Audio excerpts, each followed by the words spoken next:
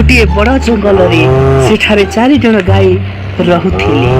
ସେମାନେ ଭଲ ସାଙ୍ଗ ଥିଲେ, ସବୁବେଳେ ଏକାଠି ରହୁଥିଲେ। ପ୍ରତ୍ୟେକ ଦିନ ଏକା ମିଶିକି ଘାସ ଖାଇବାକୁ ଯାଆନ୍ତି। ଗୋଟିଏ ଦିନର କଥା, ବିଲୁଆ ଆସୁଥିଲା ଆଉ ସେମାନଙ୍କୁ ଦେଖିକି ଭାବିଲା ଶିକାର କରିବାକୁ। ଆଉ ଶିକାର କରିବାକୁ ପାଖକୁ ଗଲା ଆଉ 4 ଜଣଙ୍କୁ ଏକତାକୁ ଦେଖି ସେ ଡରିକି ଦୌଡ଼ି ପଳାଇଗଲା।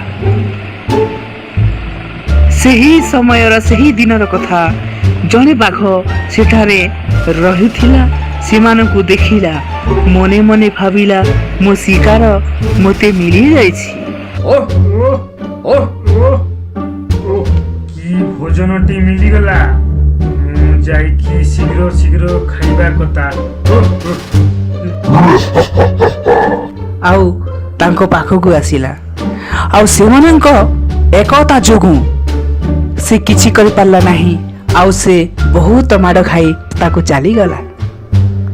ସେହିଦିନ ବିରାଟ ବଡ଼ ଝଗଡ଼ାଟେ ହେଇଗଲା ସେହି ଗାଈମାନଙ୍କ ମଧ୍ୟରେ। ଆଉ ସେମାନେ ଅଲଗା ଅଲଗା ରାସ୍ତାକୁ ସେହି 4 ଜଣ ଚାଲିଗଲେ।